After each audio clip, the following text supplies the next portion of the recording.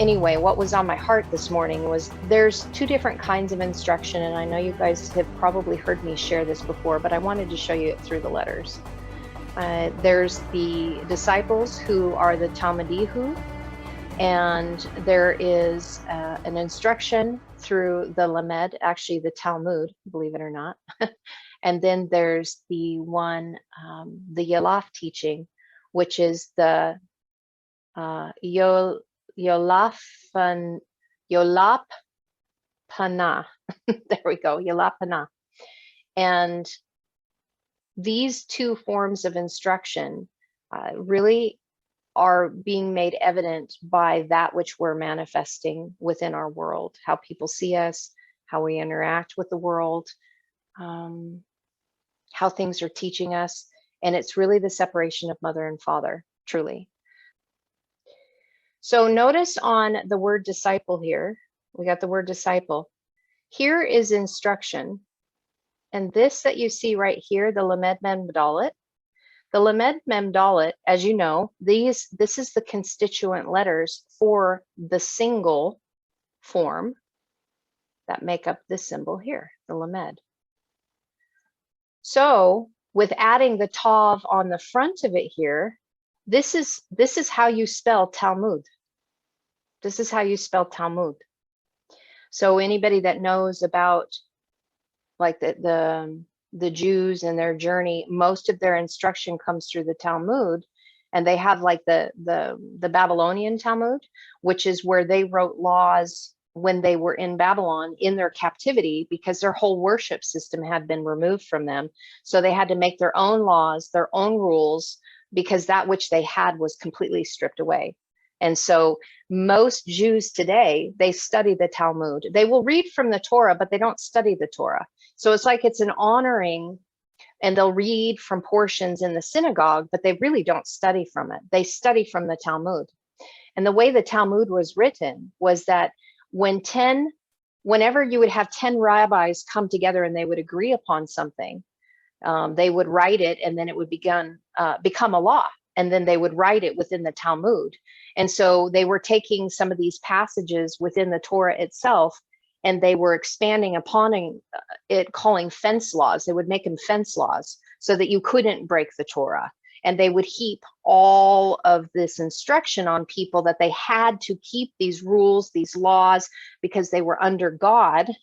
They were under Yod He Vav He, and therefore, if they put these fence rules in, then nobody would be breaking the Torah, so that they would be able to have favor from God. But again, all external. And you can see that because on the prefix of this, the prefix of Lamed, which means instruction, you have this Tav. And you guys know, because you've been here around me long enough to know that on the mother's side is all about the external orientation in the world. It's all about the external orientation, the golden rule. This is actually where mother teaches us duality. And so going through the Talmud, or going through that instruction, was very much about separation. And I know you guys know this intimately well, because we've seen where the Jewish nation itself has said, we are the chosen people, and then the rest of the world are the goyim. So there's separation here in the sense of duality of what that looks like in good and evil. And those that keep the Talmud or keep that instruction are the righteous, and anybody outside of that is not.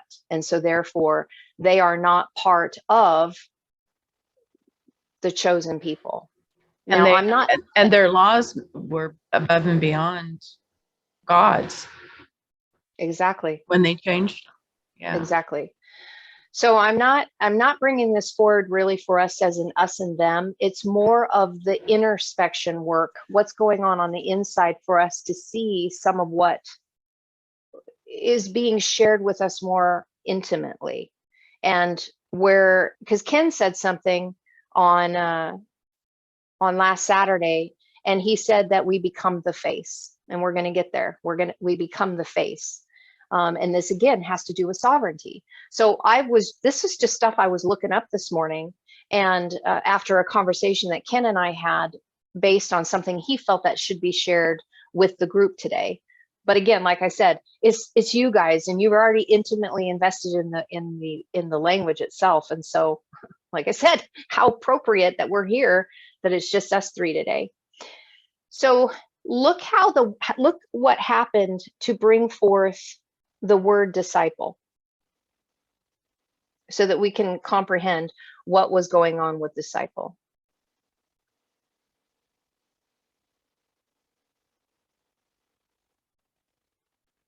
Now we have the word in the root. We have Talmud, but now we have the yod that has been placed in the middle of that. So the Talmud, these instructions that come from Mother, again, this is an energetic frequency. I'm not talking that we all need to go study the Talmud. Saying there's an energetic frequency that we're looking at. So Mother's teaching is to begin for us to capture a hold of the power that is within here.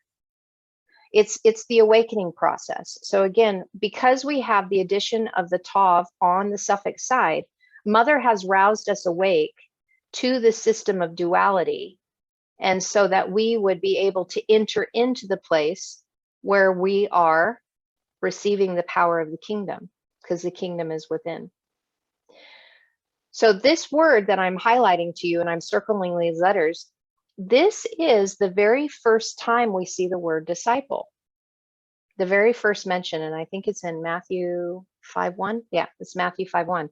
So this is the very first time we see this in the New Testament. So the disciples, what did they learn their instruction from? And this totally makes sense. They learned their instruction from the Talmud. That's where they learned. So they learned about separateness. They began to learn about duality. They began to learn about good and evil, right and wrong, what to do and what not to do through Mother's teaching. And they were already set when they became disciples.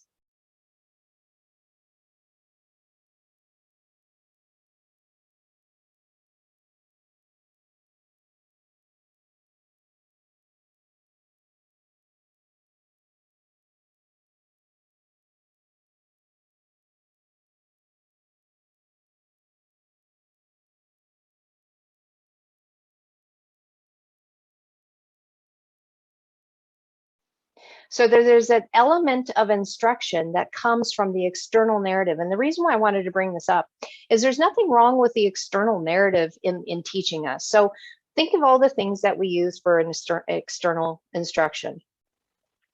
It could be teachings, sharings that we're doing right now, because I'm sharing something externally and you guys are picking up, you're hearing it, you're seeing it. That's all an external. We can get it from books that we read, that the Spirit says, read this book, and we can find different authors. We can listen to different Zoom meetings. We can go on YouTube. We can read things that people have posted on Facebook, and there's nothing wrong with that. But that's all the external stimuli that is teaching us, but is really from the system of duality, us and them. You know, my sharing or your sharing, or my perspective or your perspective. It still has the separation, the duality element to it, but it is still an ingathering process, because, you know, Ken always is talking about how we are a sum total of that which we've been gathered. But all of it is meant to receive the spark within. You know, this little guy right here. It's all about being able to have that vision go inside. So we take the external stimuli and then we bring it within, which begins to generate power within us, if we take it within. Because if it stays up here, then all we are doing at this point is head knowledge. That's all this is. This is head knowledge. When we take the head knowledge and we put it into the heart, now we're getting into the place where transformation begins to take place. And we know that the yod is about work. It has to do with the work and deed of our own hand. So we take the head knowledge that is given to us from the external narrative's instruction, and we begin to do work on the inside. So in other words, the reason why the disciples were drawn to Yeshua and through what is being said to us in the narrative for us to go deeper, is that all of that is meant to get us to the place where we can begin getting the spark fire within our heart. So if that hasn't started here, if the power hasn't started here from our external orientation, our external learning, then we are going to be in the place where we are in the lofty place in the inverted sense, which is called pride. Because we know a thing. The trouble is it hasn't changed the heart. It hasn't changed the heart posture. So many times, and when I'm sharing, you guys, please understand, I'm pointing all the fingers back at me here. I'm not singling anybody out. This is what I've done. This is what I've personally done. So when we gather this information and we covenant ourselves to it, meaning that we are now connected to it, we are now part of it, we have become one with it, we are completed with it. If it hasn't traveled inward, because again, so we've got now looking at this, looking at the whole word. There we go. So if we're not having the instruction come within to deal with our chaos, because again, that open mem, that is a sign of chaos. If we're not allowing this instruction to move in to deal with our chaos, then we're never going to be moving into the fullness of the power of that which is being presented to us to deliver ourselves. And this is the part that I think is really fascinating to look at right here. Notice how Lamed Mem Dalet has the Dalet added on the end. So this Dalet at the end, if you guys remember what we've looked at, the Dalet means that something is dangling, something isn't connected. It also means to be ill, weak, and feeble. So the Talmud is helping us to deal with the beginning of the instruction. Again, this is a frequency. This isn't going to read the Talmud itself. This is saying that Mother is giving us a covenant for us to understand the system of duality that is meant to begin to instruct us while we're in the ways of chaos in order to deliver us from the chaos that is making us ill, weak, and feeble. And that which makes us ill, weak, and feeble is the ego, because the ego is always saying that we're separate. We're separate from one another. So if we're not unifying, then we have been weakened, because it's through the unifying where the many become as one, where the strength really is. So when we move into the system and we're talking about the Talmudihu, they already understood the system of duality. They began to generate their own power. So they began to be negentropic instead of entropic, which then allowed them to do the second portion of the teaching. And this is why they were a disciple of Yahshua, is because they had already done the preemptive work by getting the fire started on the inside. Because really, this Yod is a Yod Shin, a being of substance, one that has the fire that is already in the inside of them. So they've already generated from here, they're beginning to be negentropic, and that fire, that light, that nura is now allowing them to connect to what? Their shadow. It's revealing the hidden aspects of them so that they can fully grasp a hold of and have the power, means, and direction to be fully delivered of their shadow, to then fully turn as a vessel of light. So this makes sense in the narrative when we see many times where Yahshua is saying, how long do I have to be with you guys? Well, that frequency of Yahshua, which is coming in that time to aid in the time of need, to bring forth rays of light. Again, there's a frequency that is coming to us so that we can deliver ourselves of our separated portion, which is our ego, which then is directly connected to our shadow, which is directly connected to our trauma and our woundings that we make as separate. These are my woundings. This is my trauma. Thought forms that take over in our subconsciousness that then keeps us in our weak and feeble position. So this whole process of being a disciple of Yahshua is taking this frequency and this energy that is being presented to us in order to deliver ourselves of the things that are making us ill, weak, and feeble, by bringing the light into the darkness so that the glory can be revealed in and through us. Because did you notice the order of this? Yod, He, Vav. It's Vav, He, Yod. So think of even the tetragrammaton is spelled Yod, He, Vav, He. So the Yod, He, Vav is you like X out the dalet here. We don't have the dalet in here. We have Yod, Vav, He, Yod. This is all connected to Hayah in its manifested power form, which is Yiyeh, Yod, He, Yod. So you'll see this. And I know I'm sharing a lot with you guys. And if you haven't gone in, you haven't seen a lot of the verses, it's gonna be like, okay, Carrie, this is too much. So again, listen with your spirit here. So the Talmudehu have taken the power of Hayah to be, to come to pass. They are moving into connecting it into their heart so that it's in its active form, which is Yiyeh, Yod, He, Yod.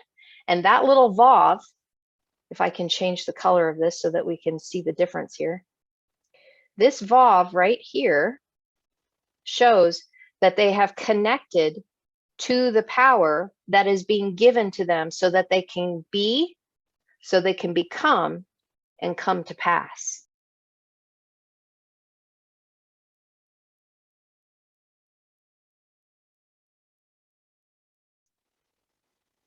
They are moving past the encampment of just the mother's Tav, because the mother's Tav is still in the system of duality. So if we want to see where we're at in building ourselves, whenever we still do an us and them and we separate, whenever we choose a side of good and evil, we are still just under mother's instruction.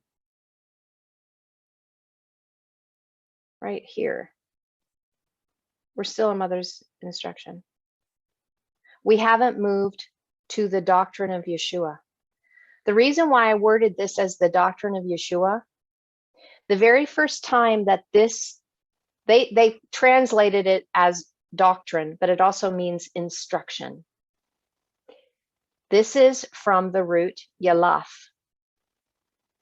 Oops, I can't use my stylus, I'm using my finger. This comes from Yalaf.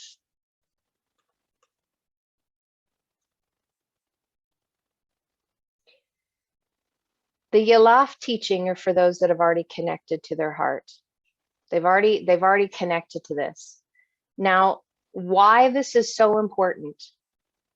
Do you notice how that Yod has been added to the front of this? If you were to take, if you've seen much of what I've shared before, if you take through the toroidal math of reduction, Yod in Gematria is 10, Aleph is 1.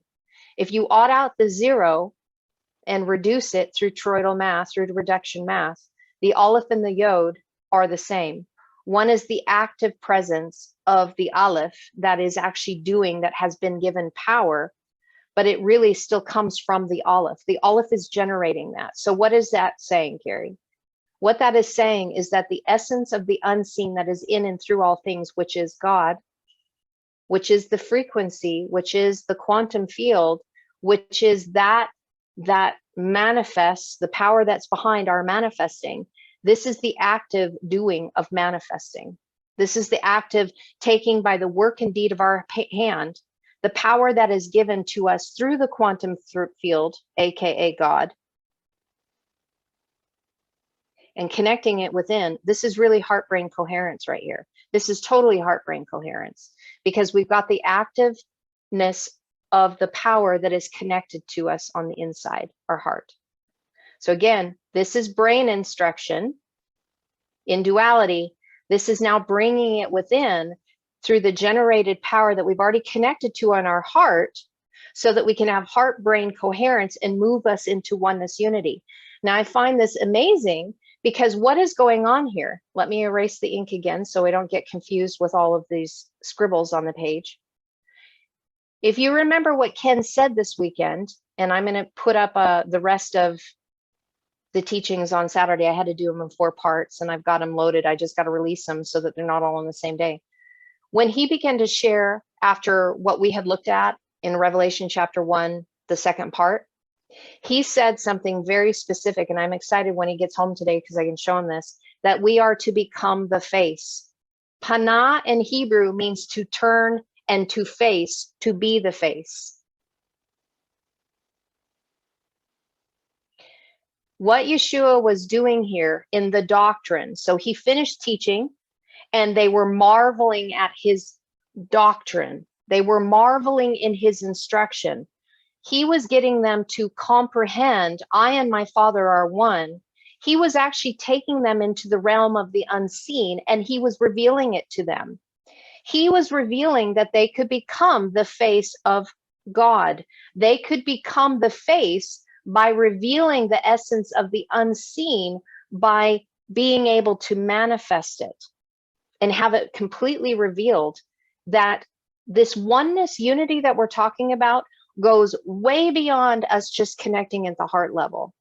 This goes beyond to the place of quantum. This is becoming one with the unified field. This is becoming one with God. This is becoming one as a creator. Why is this important? Because out of our heart, our mouth speaks. And I recently did a breakdown of even abracadabra. I speak and therefore I create. This has to do with speech that is coming from our heart. That which we have instructed ourselves within our heart level is going to come out of our mouth. It is a seed that germinates and then it is revealed. Yeshua was trying to take them. The writings are trying to take us into a much, much, much deeper revelation than what the world is currently at with the external elements. And until we begin taking them in the inside to where the power truly is at, so that we can deal with our shadow that is being revealed, we will not be able to get to the place of Yeshua's doctrine, Yeshua's teachings that make us, I and my Father are one. And when he says Father, that's Abba, source, origin, creator. So when he says, I and my Father are one, we are a creator within this matrix, and I'm wanting to take you deeper. Paul even understood this. You are on the milk.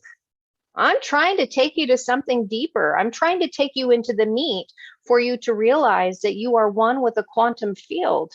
You are the created saying that you're co-creating, but you're still separating.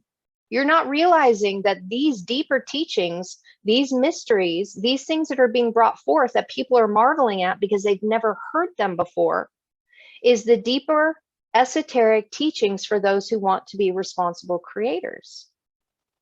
Not irresponsible by creating thought forms, egregors that are ruling and putting ourselves under submission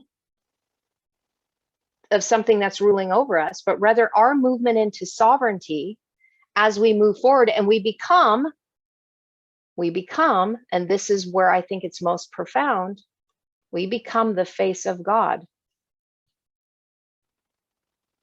We become the face of God because we are creators. We are turning and presenting ourselves. So our mouth is speaking a new seed, a new germination that is meant to be perpetual. And we are revealing that by that which we do, what we think, what we say, and that is being revealed in our own environment is showing that we are God. And I know that can be heavy, especially if we're dealing with some old theology that we're going to have to wrestle with. And part of the reason why this got brought forward to me was I had a friend that she's an old time friend. I've known her for gadzooks, probably 20 years now. It's hard for me to believe it's been 20 years. But on her Facebook page, she put she had a picture of a flag, and in the middle of the flag there was a cross, and then all in bold, one nation under God. Now, if you remember what I was sharing with you guys on Saturday, avad, to be a slave. Anytime that we are under something, under a thought form, under an egregor that is outside of ourselves, we are slaves. We are not sovereigns at all. And the point that I didn't get to make on Saturday, that I wanted to really connect to because of what Ken has been talking about, about Hebrews, who Hebrews are. When you look at that word Ivad, Ayin, Bet, Dalet, and it means to be a slave or to be a, what's the other word? Bondservant. When you remove the Dalet, because remember the Dalet means something is separated, something is dangling, it needs to be connected to, it's something that's making you weak, ill, and feeble. And you replace it with the Resh, Ayin, Bet, Resh. You now have the root for a Hebrew, one who has crossed over and raised themselves up as a sovereign, who is no longer a slave. And that's why I wanted to show the separation of the teachings between Mother, who rouses you awake in the system of duality, getting that heart fire generating so you're a being of substance, to move you into the shadow work that is then revealing the light that has made all its way through, so that we can be a Hebrew as one who has crossed over, one who has crossed up and over and out of the system of duality, and now is walking as one who appears as the face of God. This is the created that now move into being a creator. And the language is what really shows us this as a blueprint. It takes us one step at a time, one letter at a time, one word at a time, so that we get the brain instructed so it can be dropped down into the heart. And then, Ayin Bet Resh, we have the ability to see as the pure and innocent who have been winnowed, because we chose to feed upon that which was raising up our sovereignty level so that we would no longer be under God, but we would be one as God, with God, within this matrix. That's what I wanted to share today. This is a very beautiful, intimate setting, and I appreciate you guys letting me share that because that was really on my heart. It's really good. Yeah. And Ken's way, just his thing that he wanted to share, and we can talk about this, is he was talking about how the school, and we've been talking about building a school, the school cannot be built until we become the embodiment of that which is the face of God. Because at that point, the authority is there for us to begin to speak these things by presenting this new seed and revealing it. But until we fully become it, is putting the cart before the horse. We are to be built. We are the school. We are the temple. And we're in that process of building right now. And that was his heart to share. And I just took words. I just took Hebrew words to explain it. Mm-hmm. Yeah, Zarin, I see you have a question. Yeah, I think it's very fitting what you brought up. Thank you. Because when sometimes I feel like, yeah, my brain gets in the way, but sometimes like my heart does something that I don't quite know how to connect to yet. And back when I was looking at the English scripture still, I was on a trail of the face of God. Like there was something I was seeing, it just kept taking me somewhere and I couldn't quite grasp it. And it's interesting we're talking about that today, because when I shared my dream about Anchorage, Alaska and Hiram, I wrote next to it on my paper, Panem or Paneh, ? That's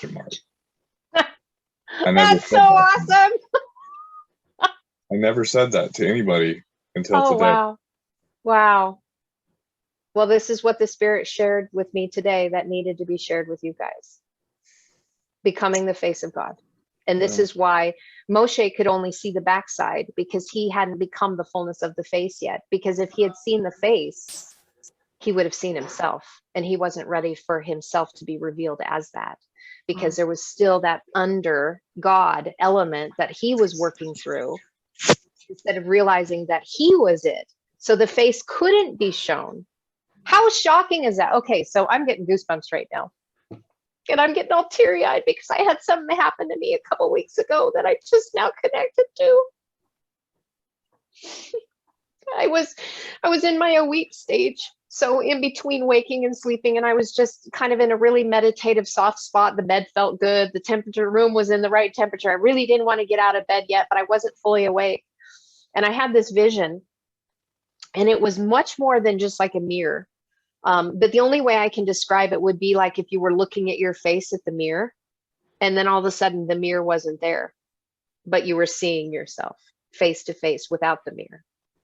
And it shocked me because it was me looking at me without it being a mirror. Isn't that Lemoyne's dream that he had and shared about entering into the other dimension, and then he looked back at himself? Yeah. Can't hear you, Lemoyne. I said, oh, wow, now I just got the willies, the champagne bubble. Oh, thanks. Here we go. Yeah, isn't that something? So turning and facing and seeing ourselves as the face of God is very shocking until you realize it and it manifests in here. And I believe that that's truly where we have this embodiment of the Christ consciousness, because then it is God that is moving through us, as us, in us, and through us, as we are one with God, because we comprehend. We went through the journey of discovering this, and now it's manifesting through here. And so there's nothing. It's like the death of that ego that says we're separated, and now we're unified, and now we can fully see the face. And it's us. It's not seeing through the veil dimly lit anymore. All of a sudden the veil's removed, and you're like, I'm looking at God, and it's me. It's me. Oh my goodness. And that was the point that I really felt like Yeshua kept trying to get them to see, but they were so locked into this external reality that they kept separating themselves from the reality of who they really were. So he was trying to come, the narrative, the writings are coming from all these different angles to say it 1,000 times, 1,000 different ways, until we can connect to it just one time, and then everything changes. Because all of a sudden it drops in here, and you have this revelatory knowledge that just blows the mind, because it's supposed to. That's where the ego dwells, and expands your heart. That's an aha moment. And remember, I shared with you guys before, aha is a contracted form of ahava, which is love. So an aha moment is an expansion of love. And I just shared the other day when I broke down that love is spirit. They literally left the word rucha out in 1 Corinthians chapter 13, love is. They didn't even translate the word spirit. They left it out. They just said love is this, but they didn't say that it's a spirit. The spirit is love. So whenever we have an aha moment, it's an expansion of love that is getting us to a place where we are so transformed that the whole goal is to become the face of God and to reveal it to others in Christ consciousness, because you are love. You are that spirit that is walking around in an avatar body, that is no longer separated, that is no longer left dangling. Something isn't connecting. It's like all of a sudden the light goes on completely, and you are completely changed because you saw the face of God and it was you. Oh, Awesome. Yeah. it's us. Yeah.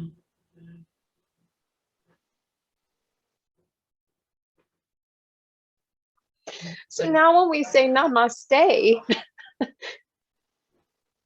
I see you as God, and I see me as God, and I'm honoring that God light that is within you as a creator. So for the three of you being here today, Todah Rabbah and Namaste. I see you. Ditto.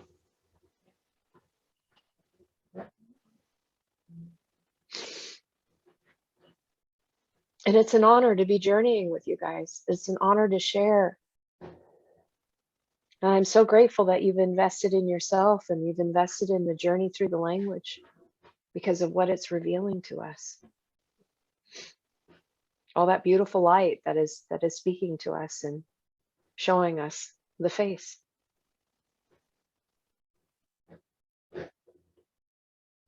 So if you guys have anything that you want to share on that, if there's things that are coming to you, I don't have anything else to share other than I thought this was a deeply profound moment this morning that I was connecting to, going, oh my gosh. Well, Wow.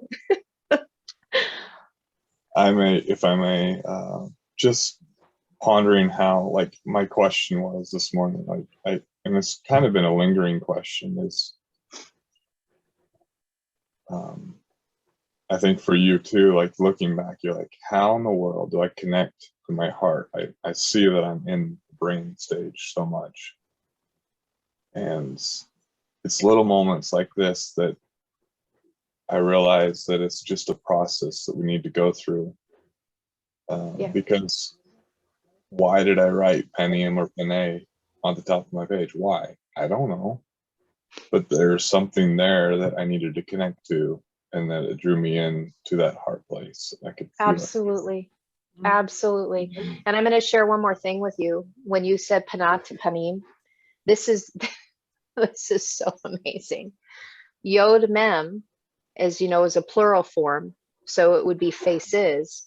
But Yod Mem is also the word for see, S-E-A. So when we enter into the sea of humanity as the face of God, we begin to see humanity in that light. The multitude, you know, one drop of the ocean is still the ocean. It still has the same frequency of the sea. It's just individuated in its unique expression, but it's still part of the same waters. So when we begin to have this recognition, Paneh, and it's revealed to us, hence the hey is still there, that we are the face of God, it changes everything, because then we get to see all of humanity. We get to see the face of God within everybody else, because it's been revealed in the heart. And Yod Mem, it's the power of the completed waters of Shalom. So from Paneh to Panim is that you're no longer in the chaos, because you comprehend what the journey has been all about. You see that you are the creator as the created, and you see it in everyone else. And so therefore you stop warring. This is why Ken was talking about the war ship through worship. So this revelation and the fact that you wrote that down, and then I didn't know you wrote that down, but Spirit obviously did, because this meeting was supposed to be revealing that this is moving us into those waters that are no longer chaotic, so that we can begin manifesting it ourselves. I mean, imagine if people could really grasp a hold of what is being shared here, and it drops and it goes kathunk and it expands the heart. Why in the world would we go to war with anybody outside of ourselves when we're looking at the face of God? Why would I want to take life or take anything away and diminish and destroy as a war ship? Because now I've become worship. I am that frequency of having joy and the expression of the one infinite creator that I am, we are as. No matter where the individual is at, if they don't see it yet, they can only see it from the back. They can only see it from the backside, because they're not ready to turn and see it's them. They're not ready to turn and see it's their face. They're still behind. They're still following. They're still following the leader until they stop in their sovereignty and turn, and it's revealed that it's them. That's when we pop through that next glory gate. That's when we turn and we're like, oh, and everything changes. It's that, what is that one movie? I see the picture and it was, okay, I'm going to think about it here in a minute. The guy who played Wolverine that was in Les Miserables. Help me, people, help me. I don't remember his name. I know I can picture him, but. And in the one movie where it was about the tree of life and his wife was sick and there was all these things, and all of a sudden he was, I'm gonna remember this. In fact, you know what I'm gonna do? I'm gonna do this right now. I'm gonna look this up, because in this movie, they were sharing with something. What, Lemoyne? Fountain of Youth. Yes. Is that what it's called? Yeah. I think so. I saw that the other day again. No, Did you? About a week ago, 2 weeks ago. Just Hold the on. The fountain. Okay, yeah, all right. Okay. This is really good. Thank you. The fountain. Yes. Okay. So what Hugh Jackman, that's his name, when Hugh Jackman gets revealed to him is his own face, that he is God. And Lemoyne, you just recently saw that, so I'm sure that you can probably speak to this. But the fountain, that is part of the description of the letter Ayin, is the fountain. Ayin is to see the full landscape, the fountain that was in, so that you know, and the purpose that is behind it, that is being revealed to you.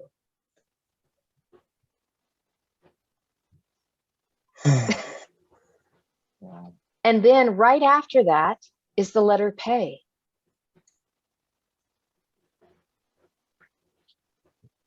So when you discover that fountain is you, you've turned around.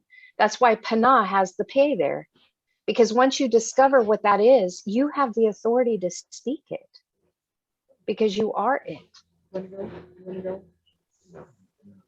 And the only way that we can truly try to explain this to people, this is exact. Oh man, I'm getting stirred. I'm going to cry again. This is why when Ken writes, his stuff sounds so deep and it's coded, because how can he fully express this aspect to people who don't know that it's them? Mishka. Oh, FedEx just showed up at the front door. Mishka's just doing her job. But how can you explain this to somebody unless you've experienced it, unless you start speaking through dark riddles? Now we can understand why parables are the way they were, because it's bypassing the egoic mind to try to speak to the heart, to reveal something within here that is meant to manifest through you. But if we get stuck in the mind, we are never going to find out that we're the face. So this really helps me to attach myself through the heart level to what Ken writes and what he shares, and why sometimes it sounds like, man, I can't quite figure out what you're saying, but there's something there. Yeah, because he's trying to reveal you as the face of God and bypass the ego that keeps us separated. That's why a lot of the people that have mastery over themselves, if you read like a lot of the poetry of Rumi, which it was a Sufi, it speaks to you at such a level because there was a revelation that was trying to be gotten across to people that actually hadn't gone through the journey yet, but to draw them to keep moving. Don't stop. Hear that voice, because that voice, the higher self, is you as God that is calling you in the journey. Come this way, come this way, come up higher, keep coming. It's funny Till you we bring get that to the up top. too. We get to the top of the mountain and we turn. And then we see ourselves face to face. Paneh al Panim. Face upon the faces. Paneh al Panim. And al means towards, but it also means to ascend, to become the highest. Paneh al Panim. There you go. There you go, Zarin. So the word that I grabbed onto for this year is forward. As my kind of my, I started doing a word for the year. Like I felt like just to whatever came during the turn of the year, and forwards that, and I talked to Ken about this earlier. It just feels like I'm in that melancholy state, right?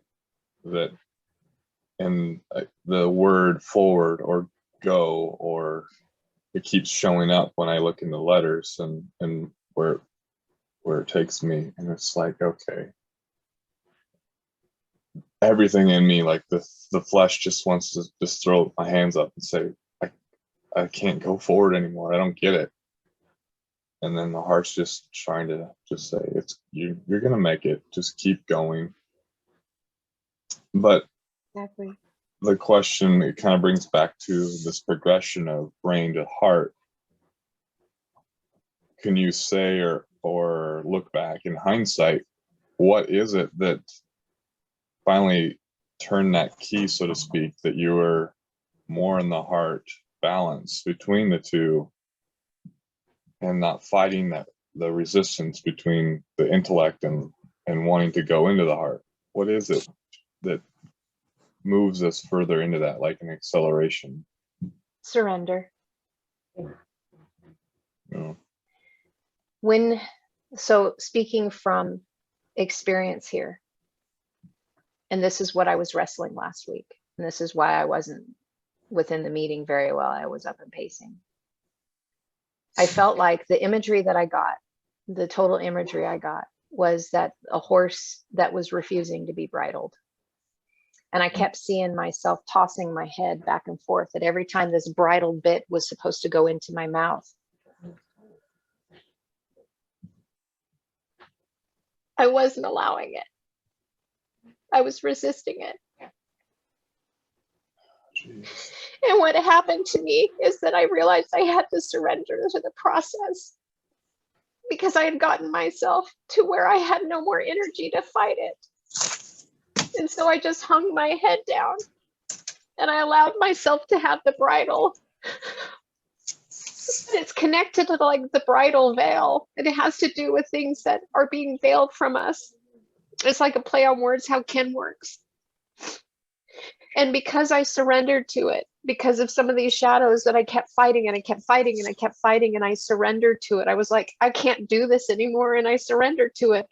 All of a sudden this week, there's like revelations that are coming to me that I didn't have access to before, because I didn't allow it. I wasn't allowing like my higher self, my God, me, to be able to work through me, because my ego was still separating me from things that were keeping me from my spiritual abundance.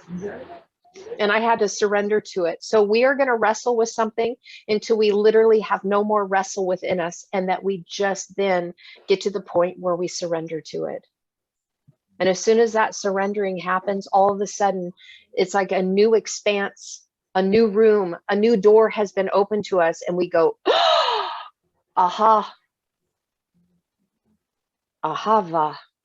That spirit, love, just opened a new chamber for us to explore, because we're no longer resisting that which our higher self has been wanting us to walk through to get to the other side. Ibru. It's not just one crossing over moment. It's crossover to crossover to crossover. That's why the Vav, it's like an active state of always crossing over to a new revelation that you're connecting to, that will finally get you to the place to realize that you are the Paneh, you are the face.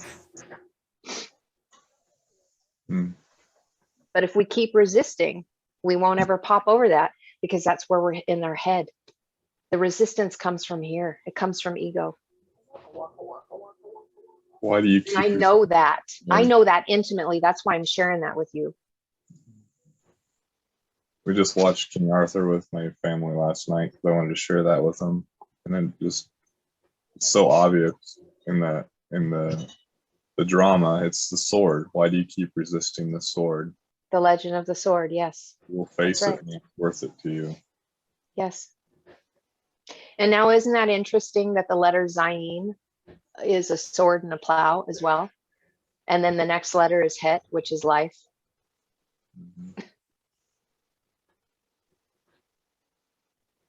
You know, it's never fun to go through that pruning process or the tilling of the soil. It's, you know, that's Het, Tet. You know, you get into life, but you're still in the separate, and then you have to wrestle with it. So the sword comes, you get in the basket, you wrestle with it, and you go round and round and round until the power comes to you so that you can grasp a hold of it and then have authority over it. And so every time we get into Ibru, that Vav, that's dealing with our shadows. We cross over and cross out, cross over and cross out, cross over and cross out, going through the compass teaching, like Ken said, where one revelation is going to reveal a shadow. Then you get into the next revelation that reveals another shadow. And then you get into the next revelation until you go all the way around and you've circumnavigated and you've gone the complete roundabout way to get back to where we were in the beginning. before the fall of our consciousness ever happened. The fall of our consciousness is when we became separated from God and we forgot who we were. And that's why we're coming around to turn and face ourselves and see us face to face and recognize we are that.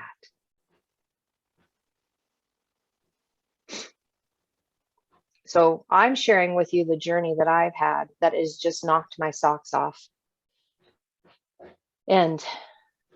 But we all have to walk it out.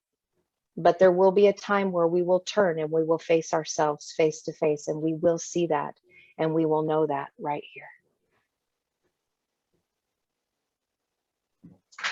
I think I can place that vision and hold that one. Yeah.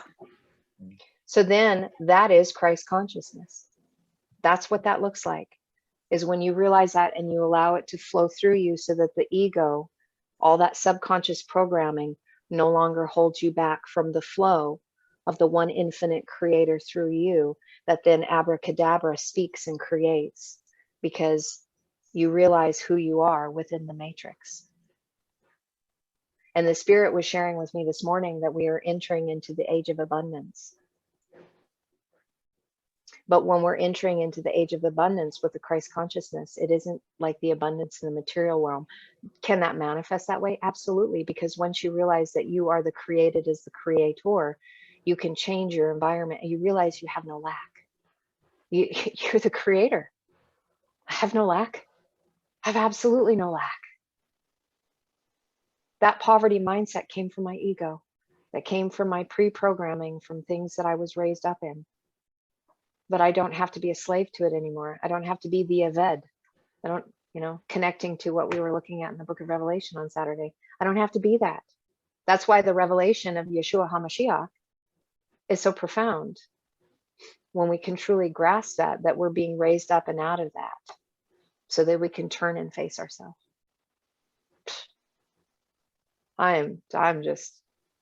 I think I'm at the point where I'm now just speechless. I don't think I have anything else to say. I want to hear from you guys. I don't have anything else to say because I'm still working on this. I'm like, oh my gosh, whoa. Interesting that you bring up the word abundance, because every time I think of the word abundance, it always ties to the Father aspect of things, and how I heard someone talk about music theory and the actual physical aspect of dancing.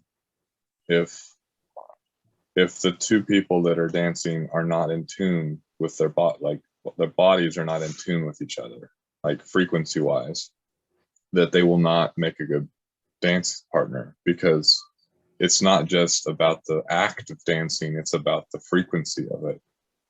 And so I think of abundance, I think of this frequency that we are meeting. We have to meet the frequency of Father to be in abundance, because you can't dance with the Father unless you're in tune with him. I agree. That's beautiful. Yeah. I totally agree with that. And you know what you just described, when you look in Aramaic on the suffix side, there's Hey Vav Nun. And I've shared that with you guys many times before. Hey Vav Nun is a word that means wealth and riches. Wealth and riches. It also means to dare and to venture. So when we go into the unknown, when we go into the dark and we're dealing with this internal side of it, the wealth and riches are that which we are to find, which is where the abundance is, so that we can then match through resonance the frequency that is being given to us, so that we can allow the flow, and through the dance, through the music, through the silent song, embrace it as we dance our lives out. Because now we're in a place where we're not through a dirge, we're not a funeral dirge. We are actually in a celebratory dance, which is called worship, because we embodiment, we become it. We're not under a deity. We're not giving our worship away under something that is causing us to be a slave where we serve. We become the free flow expression of the dance, because we're no longer under that. We are it. So thank you for connecting that to dance. That is my greatest expression. I've had visions of me dancing before. Just, I had to have been a dancer in a previous life. That's all I know. Because every time I connect to that place, my heart just wide open. It's wide open, just through the expression of movement and feeling not limited, but the fullness of the expression of the gift of this body, of being here in the flesh, and everything that we experience. It's a beautiful dance. Thank you for letting me share today, and I really Glad you did. glad I was able to come on, but I probably should transition and go say hello to the family. Thank you for Amen. this family time. I love you, Zarin. To walk with you as long as we've been walking with you, and to see the changes that have been happening within your life, within your family, it has been such an honor. I mean, it truly is. But I feel the shift. I feel the shift from when we first met to where you're at right now. So all of your wrestle, thank you. Thank you for doing it, because it assists all of us. And I have so much love, honor, and respect for you. And I see you and I hear you. And you truly are family. And thank you for saying that, because sometimes sitting in the driver's seat, it's like, is anything really happening? It doesn't feel like it sometimes. Well, that's because we're still caught in that wrestle until we can see ourselves. So what we have is we have one another, so that we can speak life into one another. Because as I can speak those words over you, because I see that in you, even if you don't see it yourself. And that's why the gift of community and coming together like this is so incredibly powerful. Because as a mirror, whatever I've got in here, I'm speaking it out because I see it on you. And this allows us, this is the spirit of prophecy. So even if you don't speak it yet and I see it, if you grasp a hold of that and begin, it's like, oh, I am. Oh, I am. Yiyeh, I am. And the next thing you know, you are facing outwardly and you're doing the same to another. That's what really encouragement is all about. And why we need to keep meeting like this. Because otherwise that isolation and separation, we will never know if there are changes that are being made. Because every change that you make helps me. Every change I make helps you. Because we are one family. We are all connected. I definitely see you, and Lemoyne, Regina, Laurel. The list goes on. I know. I agree. I totally agree. Well, just once again, some more still, I just want to thank this lovely family for fitting in.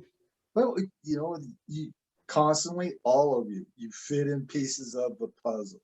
You're bringing confirmation of stuff that's happened to me. And I'm sure for you and others is things that happened a while back, you get, oh, there's some of, you get more information, and then boom, then there's more information, and it just grows.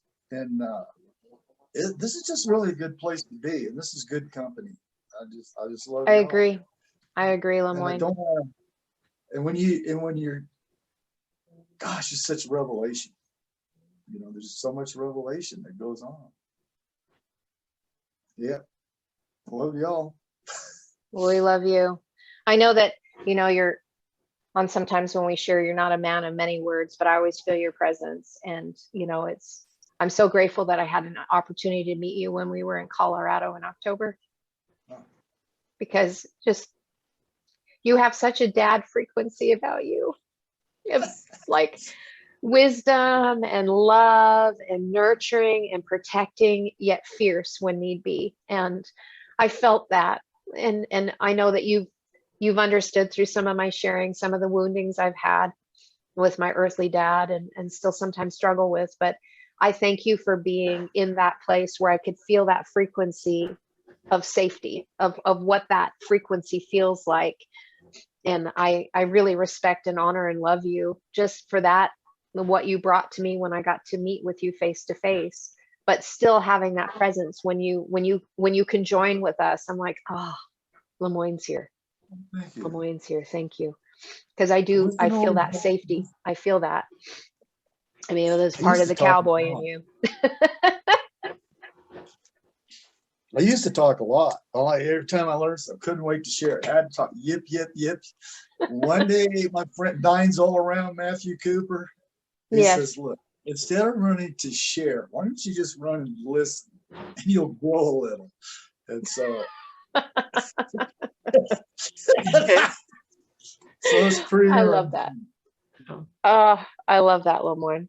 Well, I know that when these things start percolating, you know, what's happening is that all of us are getting in that place of maturation, and so that our mouth can then speak these new seeds.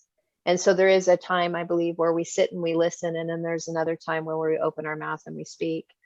And when we actually listen to where that spirit is prompting us to, and when the spirit is telling us not to, that's when some of the greatest treasures is going to be released, instead of the ego saying, I need to go and talk about this right now because I just learned it, but it's not really been made manifest in my life. Really? And I comprehend that. I did that all the time myself. Well, it's so exciting. You know, I know. you get a hold of it. It's like, oh, let's go shout it from the rooftop. But meanwhile, Yes, you know, everything else isn't quite up to par there to manifest that reality. But boy, I got it up here. Or they tell me, oh, you finally get that? You know? Yeah. Well, you know, some of us, we take a slower route than others are taking the fast route. But in the end, we all get to the same place. So, you know, I'm not worried whether it's the slow one or the scenic route or on the fast track of the highway. And what is that? The commuter lane, where it's like the fastest, and you just, zoom. Some people are meant to shoot through that, and that's totally fine. And I'm glad that they are, because if they're zipping ahead of me, it's like Ken and I, just to end up with this, I used to call us the tortoise and the hare, because Ken sometimes goes lickety split fast into the ether, and he just charges ahead in some of these things. And yet for me, I'm on this really slow plodding course, you know, thinking about not a galloping horse, but one that's, you're just on the plodding, slow, walking it out. And that's kind of where I'm at. I'm on the tortoise mode. And so sometimes my path, because I'm on the scenic route, that's the way I see it, because I'm like trying to take everything in. So I'm looking literally to everything. I come across a new flower, I'm going to stop and I'm going to look at it, and I'm going to see how many petals in there and see if there's bugs in it. You know, I'm going to look at everything. And meanwhile, Ken's over on the next crest. And it's not that he's missing things. There's just two different ways in our house that we have an expression, but it's all leading us to the same spot. And so sometimes he has to stop and wait for me, and he'll turn around and he'll be that face, and he'll share what he got from the ridge 2 ridges ago, so that I can kind of move a little faster, because I'm stuck looking at all the flowers and the bugs and the rocks and the trees and the clouds. So by him charging ahead, it gives me the ability to slow down and to look at all of that and the wonderment in the process. So I'm not really missing anything. I'm just taking the slower route. I'm not on the galloping horse. I'm on that just meandering track, but yet the revelations are still there. I just look at it from the minutia. Ken has that big macro sense, and he can see all of this going on, and I'm right here, and I'm okay with that. I used to not be okay with that. I used to go, God, you're always having to wait for me. I'm really the tortoise in all of this. And I'm like, wait a minute. There's nothing wrong with that. There's absolutely nothing wrong with that, because that's just a beauty of an expression. Yeah, and it balances you too as we work together. So yeah. Sometimes I have to pull him back, because sometimes he gets so far ahead. I'm like, dude, I can't even connect with you. You're saying stuff that I have. There's nothing. They're just, whoop. There's no bridge. There's no bridge. You need to build a bridge so I can cross over to that point.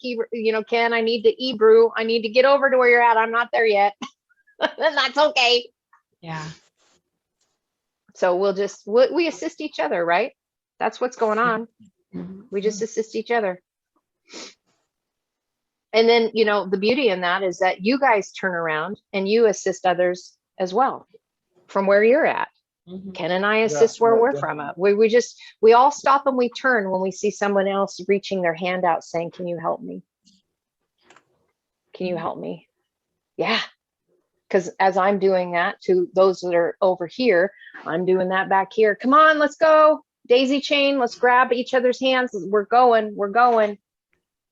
And then being able to meet people where we're at. You know, I marvel at our group that we have on Patreon. I marvel that we have people that have never heard us before that Yes. are on there and Yeah. are hanging in. Wow. My daughter, let's see, my oldest daughter called me a while back, and she says, "Okay, so what's this you've been talking about for 2 years?" And she's, you know, they're Catholic. Well, not anymore, but anyway, you know, and gosh, she jumped on it with both feet, and she's all looking at just all kinds of stuff, and it's really, she is so liberated. That's great. You know, and it's just beautiful. It's got to be, you know, when you see it from the position of being a dad, Yeah. and, you know, wanting liberation for your children, but you know that they have to wrestle it out as well.